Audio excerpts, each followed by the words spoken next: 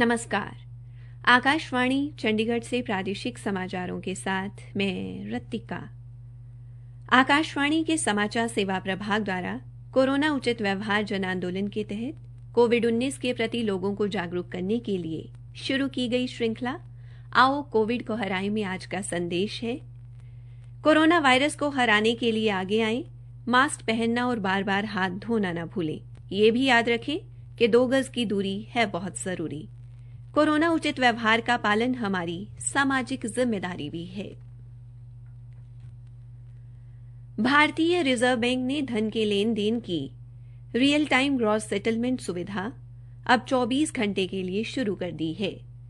Reserve bank के governor Shaktikanta Das ने एक ट्वीट में बताया कि आरटीजीएस सुविधा कल रात से साल के सभी दिन और 24 घंटे उपलब्ध कराने का फैसला किया गया है। उन्होंने कहा कि भारत आरटीजीएस प्रणाली पूरे वर्ष और 24 घंटे संचालित करने वाले कुछ गिने चुने देशों में शामिल हो गया है। आरबीआई के इस कदम का उद्देश्य देश में डिजिटल भुगतान को बढ़ावा देना है।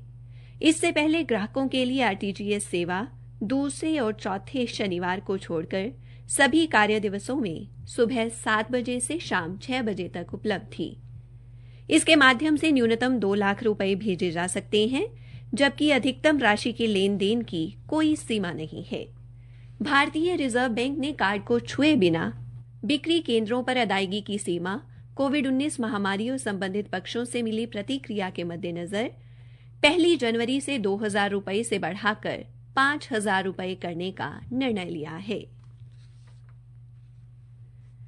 केंद्रीय मंत्री रविशंकर प्रसाद ने कहा है कि किसान आंदोलन का फायदा उठाने की कोशिश कर रहे राष्ट्र को तोड़ने वाले टुकड़े-टुकड़े गैंग के खिलाफ कड़ी कार्रवाई की जाएगी।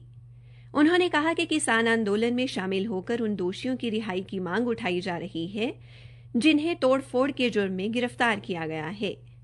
श्री प्रसाद ने कहा कि टुकड़े-टुकड़े गैंग ने किसान आंदोलन के तहत शरण ली है, लेकिन सरकार उन्हें अपने लक्ष्य में सफल नहीं होने देगी।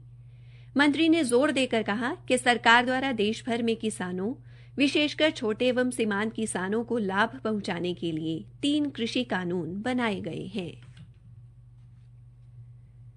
भारतीय रेल मंत्रालय ने अनारक्षित टिकट जारी करने बारे मीडिया में आई खबरों को खारिज कर दिया है और बताया है कि सभी रेलगाड़ियों में केवल आरक्षित टिकट पर ही यात्रा हो रही है।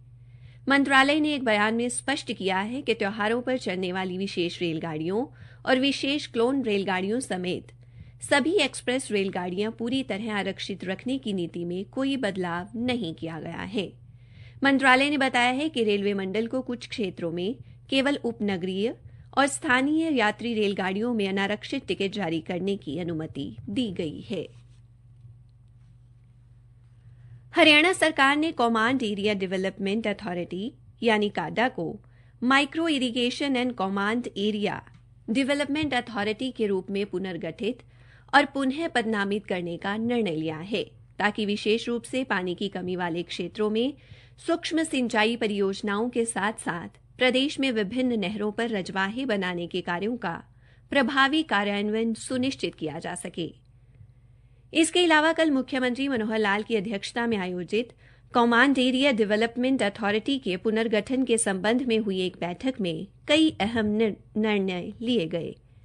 मुख्यमंत्री ने कहा कि वर्तमान राज्य सरकार का उद्देश्य राज्य में उपलब्ध जल संसाधनों का उचित और प्रभावी उपयोग सुनिश्चित करना है। बैठक में उन्होंने सूक्ष्म सिंचाई परियोजनाओं को लागू करते समय पानी की कमी वाले क्षेत्रों को प्राथमिकता देने के निर्देश दिए। उन्होंने कहा कि किसानों को सूक्ष्म सिंचाई के फायदों के बारे में बताया जाए, ताकि किसानों को जल संरक्षण के लिए कृषि में सूक्ष्म सिंचाई तकनीकों को अपनाने के लिए प्रोत्साहित किया जा सके। इसी के साथ प्रादेशिक समाचार समाप्त हुए।